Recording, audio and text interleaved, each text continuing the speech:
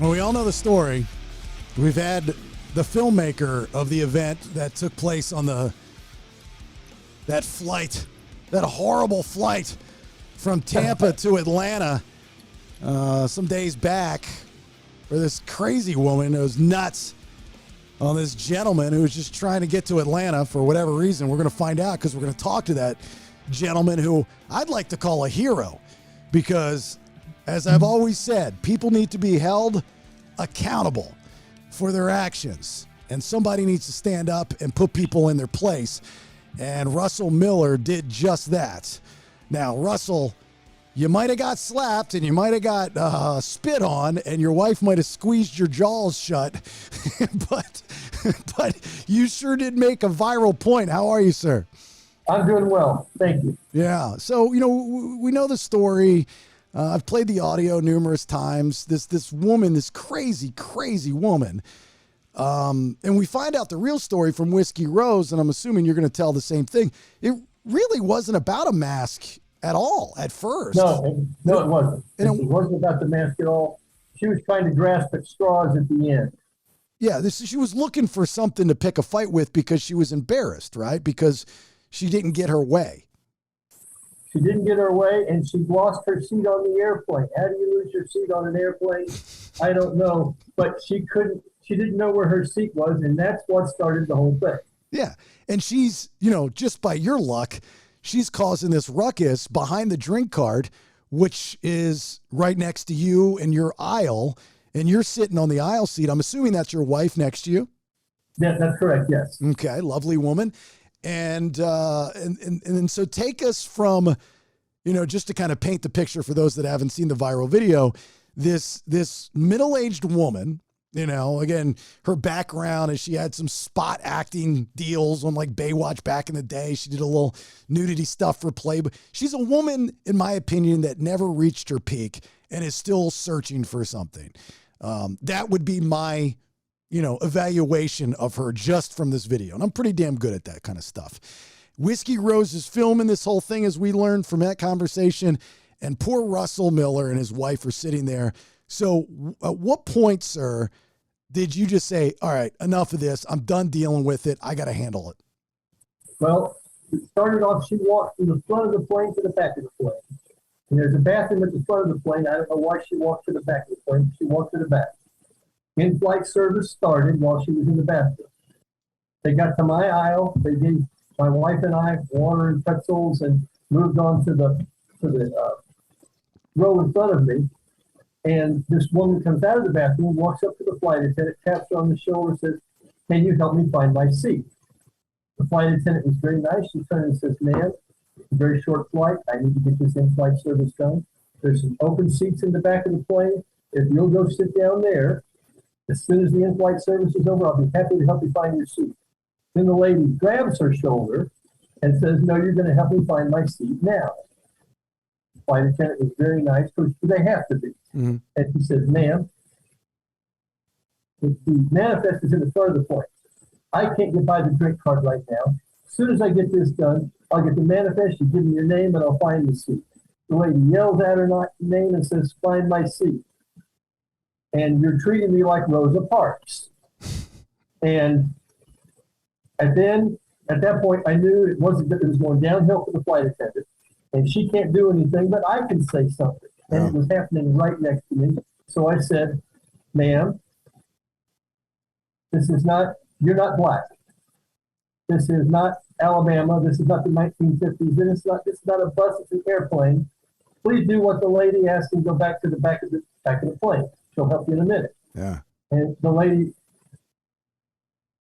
Patricia Cornwall, says, "Why are you butting into my conversation? I wasn't talking to you, I was talking to her." I said, at that point, I really had enough. I said, "Karen, go to the back of the plane." And about half the plane gasped and applauded when I said that. Yeah. So then she started in on me. "You have no right to talk to me that way." I said, "Listen, you're a Karen. Go to the back of the plane." And she says, "Stand up, you pussy. Stand up, you pussy." And I was still seatbelted in. And I said, "No, you're the pussy. in the back of the plane, Karen. And then she said, "What did you call me?" And then I called her a bitch. Yeah. And she punched me, closed fist with her left hand in my right cheek. Then she leaned over and spit in my face, and then she reached with the fingernails on the left side of my face and scratched my face. Let's not forget though, in the middle of this amazingly told story by Russell Miller, is that because the viral video, people are looking at it like the rest of them, like this is a mass situation. So you're looking at it like, because that's how I looked at it when I first saw it. This woman is pissed off at this gentleman because he doesn't have a mask on, and that's the rules of the plane. Now, if you look at it like that, you side with the woman because that's the rules of the plane. That's what you sign up for. But that's not the case here. The case is, and also on a plane, you can take your mask off to have your snacks and your drink. Russell had just gotten served. Russell wasn't trying to buck the system. He was just minding his own business. You can't eat a snack with your mask on, Right. So it had nothing to do with the mask stuff, right? Only at the end when the flight attendants finally, 3 flight attendants got together on the other side of the drink cart and started telling her to please mask up and go to the back of the plane. She looks at me and says, "Well, he's not wearing his mask. I'm not masking up until he masks up." And I still had the bottle of water in my hand. If you look in the videos, you can see the little 4-ounce bottle of water in my hand. And I said, "The law says that I eating and drinking, I don't have to wear a mask, but your mask is down. Put your mask on, Karen." And then she just started with, "You need to mask up, mask up. I'm not masking up until he masks up." Then 2 passengers from the back of the plane, at the request of the flight attendants, came up behind her. One grabbed each arm and escorted her to the back of the plane. And then apparently there was flight security on the plane who had done nothing up to that point, went to the back and restrained her in the back of the plane for the rest of the flight. Well, we had this conversation with Whiskey Rose, which brings up a great point, to make the situation even worse with her and with everything, is that, these air marshals are there for one reason and one reason only. And that is not to take crazy drunk bitches down, but in case there's a terrorist on board or somebody that wants to harm the entire plane. So they need to stay incognito. So I'm assuming that's why he did not get involved, thinking that the flight attendants were going to be able to do it. But when it got to the point where there was physical altercation on you from her, then he had to get involved, which then blows his cover. So, like, if you want to really think down the road, if the bad guys really want to mess us up on these planes, you do an incident like this to flush out the air marshals, and then you go about your business. So thanks, Right. Karen, for screwing that up for us, right? Well, he wasn't sitting with his wife. His wife and child were sitting in the row ahead of me. And when I went to get off the plane, the stewardess has asked me to deboard the plane as normal and wait in the sky bridge. And then the police came on when everybody was off the plane. They had like 5 cop cars waiting by the airplane when we pulled in. And all these 10 policemen came on board, and they're checking with me. They're checking on her. They take off the restraints they had on the plane. They put her in the silver handcuffs and escort her off the plane. And they wanted me to wait in the sky bridge so I could see her go off the plane and then down the stairs to the waiting police car. She didn't walk up back to the airport, to the gate. She was taken out a side door. So did you get to see her once again or no? I saw her then, Yeah. but she didn't even look at me. She was looking to go down the steps and make sure she didn't fall down. But yes, the policeman took her out. Then the policeman came back and interviewed me, took pictures of my scratch, asked me if it was okay. They said, "We got paramedics standing by. Do you need a paramedic?" I said, "No, my wife is a nurse." The flight attendants had already given her everything she needed to take care of my scratch. And I was all good at that point. Yeah. It was gratifying to see her go away in handcuffs. And then my flight went from Atlanta on to South Carolina. We were going to my stepson and daughter-in-law's for Christmas. And we're driving home from the airport there, and my phone rings. And my son says, "Wouldn't that be funny if that was the FBI?" I answered the phone, and it was the FBI. Wow. They asked me to send all the videos because like 7 people on the plane and were taking different videos of this. They caught the last 2 minutes and not the first minute because they didn't know anything was happening at that time, so they didn't have their phones out. So he asked me for the videos. He asked me for copies of my face. He said, "Once again, She did strike you in the face. I said, yes. I said, yes. She said, she did spit in your face. I said, yes. She did scratch you in the face. And I said, yes. He said, send me pictures of all this. She will be spending the entire weekend in jail. The courts are closed. She can't have first appearance until after the weekend. Wow. You know, so she was in jail in Atlanta for Thursday, Friday, Saturday, Sunday until Monday. What's crazy still, and I've said this a million times, is we have cameras everywhere, and they're so easy and inexpensive to install. You know, I've got them all over my house. I'm a big fan of cameras and security. Why the hell do we not have cameras on airplanes yet?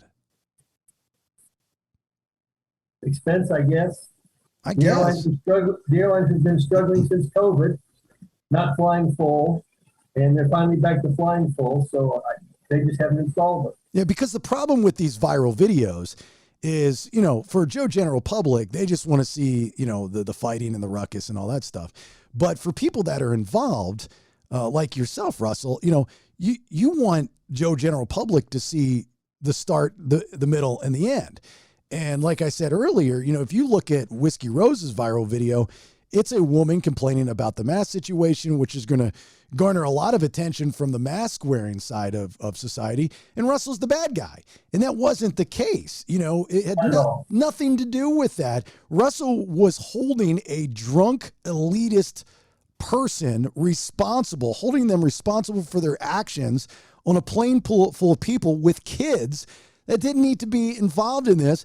You know, so Here's a, you know, this is the day, you know, days, weeks after these types of events. This is when I like to talk to the people involved, because I like to ask the questions that nobody ever gets the answers to. First question for you, Russell, is how much trouble did you get in after this was all said and done from your wife? She looked pissed that you kept this going with this woman. Yes, she was. She was dragging my arm, and I never took my seatbelt off, so when she kept asking me to stand up, I wasn't going to stand up. I knew if I did anything, I was going to go to jail too. I just gave her enough rope to hang herself, which she did. Yeah. So what, but did your wife say, she not talk to you for a day or two, or she not make you breakfast the next day or something? I mean, what kind of trouble, what kind of doghouse were you in at the Miller household? She didn't put me in a doghouse. We were going to my son and daughter-in-law's house, and she didn't say anything for the 5 days that we stayed with them. She did say something when we got home, and she still, when I told her that I was doing a podcast today, she says, won't this thing ever die down, and make sure you don't say anything wrong, and I wish it had never happened. I wish you hadn't opened your mouth. So yes, she still said it even today. Do you have any regrets? Would you do it differently if it happened again? I didn't know I was going to get punched, spit on, and scratched. So I didn't obviously like that. Uh-oh. People go off on them for a long period of time, and I just wasn't going to let that happen in this case. Yeah. My nephews and my grandsons all give me props that I even knew what a Karen was, and that I used the term properly. And the reports all say that I'm an elderly man, and I'm 80 years old, and I'm 69. I'm not as old as everyone said. I hope I don't look that old.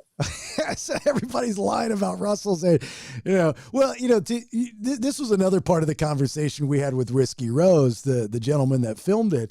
You know, Whiskey's an interesting guy. He's a young guy in his 20s. He's tattooed from top to bottom.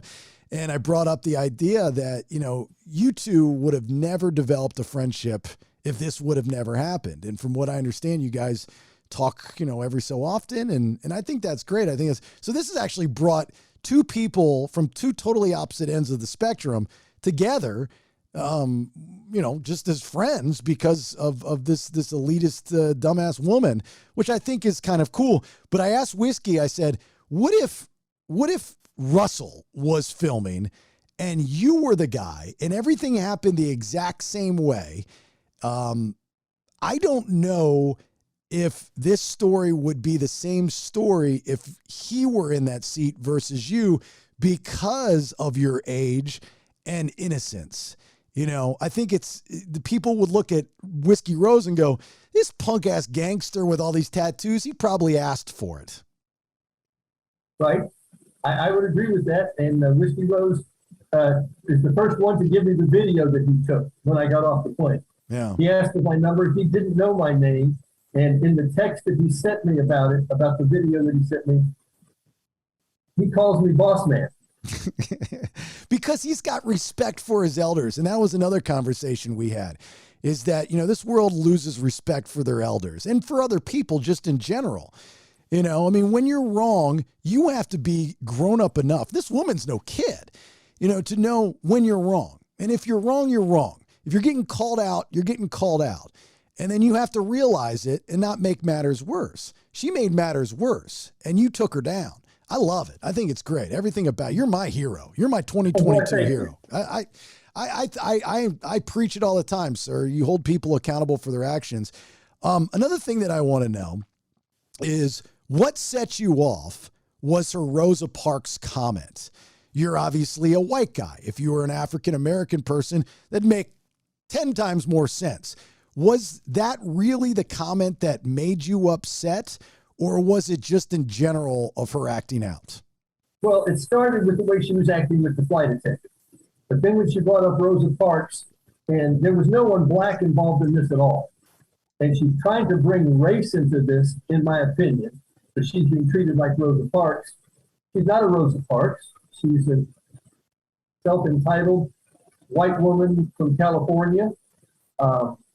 She's had multiple run-ins with the law. She had a DUI in North Florida in November and almost got arrested for assaulting on the officer when he tried to arrest her. Her sister-in-law has a restraining order against her. Her ex-husband has a restraining order against her. She's been a bad person, and she thinks she's entitled, and I can tell by her actions. When she walked from the front of the plane to the back of the plane, she didn't have her mask on then. I was told by people that she was vaping in the back of the plane, out of the bathroom, which is, again, not allowed on the airplane. Nobody's brought that up either. I didn't see it. Some other people told me that when they were walking off the plane. She broke the rules left and right. Was she looking to try and get something on a free flight later from the flight attendant because the flight attendant, in her opinion, didn't help her? I don't know, but I wasn't going to let it go on with her. I'm a man. I can take the punch, I can take the spit, I can take the scratch better than a woman can take it. And I wasn't going to let it go down that road. It bothered me. Yeah. I again, the respect, not that you're elderly, sir, but for our elders, for those that are older that have done 10 million more things in this world that we've done. You're not always right, but you should respect the time that you've served on this earth. And I kind of chalk that up. Even though she's, not far off in age of you, I'm assuming she's probably in her late 40s. I don't know her age exactly. She's 51. 51. Okay. So 51. So she's, you're not much older than she is. She should know better than that. How much time did you have to spend when you deboarded with the authorities? How much of a headache was that for you in your travel? Well, we only had 58 minutes to make our connecting flight, and my wife was distraught that we were going to miss our flight on to see our stepson, her son, and our daughter-in-law. Mm-hmm. And Delta was very nice. It took about 25 minutes for the police to take their pictures and do all the questions that they wanted to ask and get all the information that they needed. And Delta had one of the little golf carts that carry people. Yeah. Waiting outside the gate to take us to our next gate to make sure we didn't miss our next flight. That's how you get on those things, Nate. I've always wanted to be toted around by those constantly beeping golf carts. That's how you do it. You got to put somebody in their place and get interviewed by the FBI. Okay. Nate, do you have a question for our hero, Russell Miller? Yeah. What did, once your family that you're going to see, your stepson and daughter-in-law, what did they say when you, I don't know if you told them or your wife did, what were they worried about you? Were they proud of you? Like what was their reaction when you talked to them? Well, they didn't know about it until I got into their car with my stepson to drive back to their home. Daughter-in-law wasn't there. And of course we told him about the whole thing. And he said, "Are you in any trouble?" That was his first question. And I said, "No." The pilot shook my hand. The stewardess, the flight attendant hugged me, the one that was mostly involved in this. So no, I wasn't in trouble. I didn't feel bad about it. And they feel the same way that you guys seem to feel about it, that I did the right thing. Absolutely. 110%. You did the right thing. I know it's a headache, especially when you become internet famous and you have to deal with the bad with the good, but you did the right thing. And you set an example. I think other people look at you now and go, you know what? I'm going to speak up next time. If done properly, then, and I don't know if there is a proper way, because as soon as somebody, it's the old movie theater kind of theory, if somebody's embarrassed in public, they're going to act out and they're going to do stupid stuff, and there's just no getting away around it. And it usually ends with, somebody throwing punches and whatnot. What kind of backlash? I'm sure you've gotten a lot of positive feedback from people on the internet, and I don't know how social media heavy you are, Russell, but what kind of backlash have you gotten? Have you gotten any threats to your house or to your grandkids or your kids or anything? No threats to my house or my grandkids. I want to say it's 99% positive. There's 1% that don't get the fact that it wasn't about the mask, even though I've been on Insider Edition. I've been on the UK Daily Mail. It's all over England. My friends in England have seen me all over in England about this incident. So 99% of it is positive. One person said, you were just as guilty as her by not having your mask on. And she's probably already lost her job, and she's going to have, looking at possible jail time for what happened on the airplane. Maybe you need to back off of all of this and just leave her alone. And I'm saying, what did I do that was wrong? Right. I deflected stuff away from a flight attendant who couldn't do anything. I could do something, and I did. Yeah. What's your place now? Because these are federal charges, so you don't have to press charges if you don't want to. It doesn't matter. She's still going to get dinged with numerous charges on a federal level. What are you doing personally to press charges, if anything? Well, the FBI contacted me and asked me, would I fly back to Atlanta to testify at her trial? And I said, of course I would, just to make sure that she gets what she deserves. He said, even if she pleads guilty, we will still fly you back, and you can at least give the judge a quote unquote victim statement about what happened on the plane. So yes, I'm going. When is that trial? Do you know, or do they not even know yet? I didn't give me a date yet. Federal, it's going to be probably a year from now. You make me a promise, please, sir. When you come into Atlanta, because that's where I'm at, just north, you let me and my wife buy you and your wife dinner. I want to meet you. Okay. Thank you for that. You don't have to, but I know I don't, but I want to. I'll take you to a nice steakhouse or wherever you want to go. I just want to get to know you. I love stuff like this. I love when people get their asses handed to them, rightfully. That's just what it's all about. Get your lesson learned there. Brandon, you got a question for Russell? Yeah. Do you know what jail she's in? she's been released now. She was released. She went to the regular Atlanta jail. The FBI interviewed her there. She was released. She is on the national do not fly list. The only time she can fly in the future was to fly back to California, back to Atlanta for her trial, and back to California. Other than that, she's not allowed on an airplane at all. They've already imposed those sanctions on her, to my knowledge. Brandon, if you're looking for the right Atlanta jail, because there's so many, I know right now you're thinking that she was taken to Cumulus Media. That's not the right jail. There's a different jail. Sorry, Russell. It's a inside joke vendetta that we have. So after this, you're back to your normal life. It's been a minute since this has happened. Has everything for the most part died down, except for people like me that want to hear the whole story and nothing but the story? I still have friends that I haven't seen in years, finally realizing after seeing the Insider Edition and the Fox News report on it that it was me.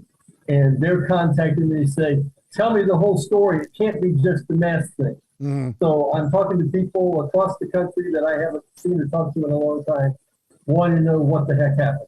That's great. Are you retired? I'm semi-retired. Yeah. What do you do? I made eyeglasses for 16 years. I was a Walgreens and Eckerd drugstore manager for 24 years. Huh. And I retired, sat on the couch and gained 18 pounds and got a job as a bridge tender. I raise and lower the Johns Pass Bridge between Treasure Island, Madeira Beach. Yeah. 4 days on, 4 days off, 6 a.m. to 2 in the afternoon. That's why I couldn't meet you at noon today. I had to wait till 3 after I got off the bridge today. That's fantastic. You always lived in Florida? All my life. I was born at McGill Air Force Base and lived in Florida all my life. I went to Gorey, Wilson, and Plant. I went to college in Lakeland at Southeastern College. So, yes, I've been around here all of my life.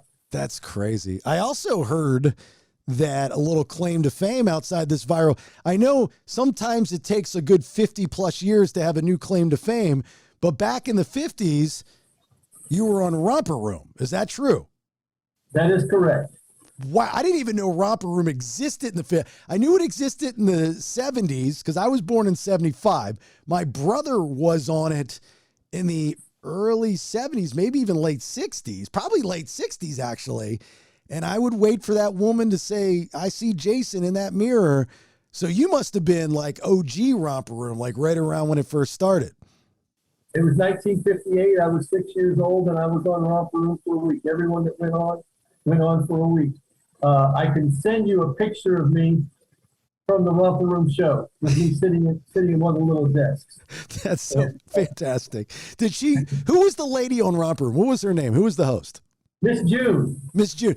And did she ever say, I see Russell? I see. Did she say your name?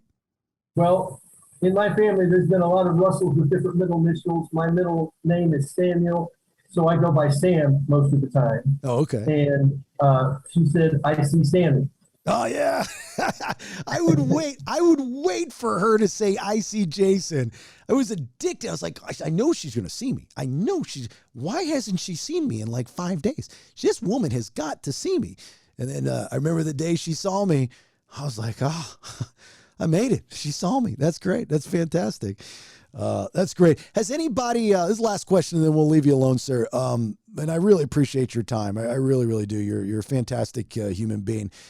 Has anyone reached out to you to kind of exploit this in a positive way for you? A lot of times when these things happen, let's take, for example, a couple years back, the gentleman, and we actually talked to him, that was on the skateboard with the cranberry juice and listening to Fleetwood Mac, ends up getting a lifetime supply of cranberry juice. And then like all these endorsements and money's being thrown at him because he's a viral sensation. You're, internet famous. Has anybody reached out to you to exploit this in a positive way for you? No, they have not. No. Are you open for endorsements, or maybe you could be the new all-time air marshal for Delta? Yeah, sure, I would be open to it. I'm not sure my wife would be open to it. She wants it to die down and go away. Yeah. But she says, you may be an internet sensation, but you still have to take out the garbage, and you still have to go with it to the grocery store and all this kind of stuff. Just because you're special, you're not that special. She's putting you in your place, sir, is she not? She's making sure that I don't get my head swell up too big. That's what they're supposed to do. We all have good wives that make sure that we're in check. I can just see Russell, Nate, being on like a reality show, like CBS reaching out going, would you have any interest in being on Big Brother, spending 3 months of the summer on a soundstage? You'd be perfect for it, right? I suppose it could happen. I'm not looking for that. I wasn't looking for this to go as viral as it did. I just wanted to keep the flight attendant from taking the abuse she didn't need to take. Here's why I'm glad this went viral. And here's why I'm glad this, well, numerous reasons, because again, I like seeing people held accountable, but I got the opportunity to meet you and you're just a fantastic person. Like, so thank you for putting this woman in her place. So we got to meet you. Like, I really feel honored that I got to spend this kind of time with you. I respect my elders, not that you're elderly, but I respect people that are like you. So thank you, sir. I appreciate it. Well, thank you. It was very nice meeting you too. All right. You take care, and thanks again for your time. No problem. Have a great day. Bye-bye. And I'm going to send you the Romper Room pictures. Yes, because I see, not Russell, but I see Sam. I see him right there. It's one big Romper Room. Okay. All right. We'll see you, sir. Bye-bye. Have a great day. Bye-bye. You too.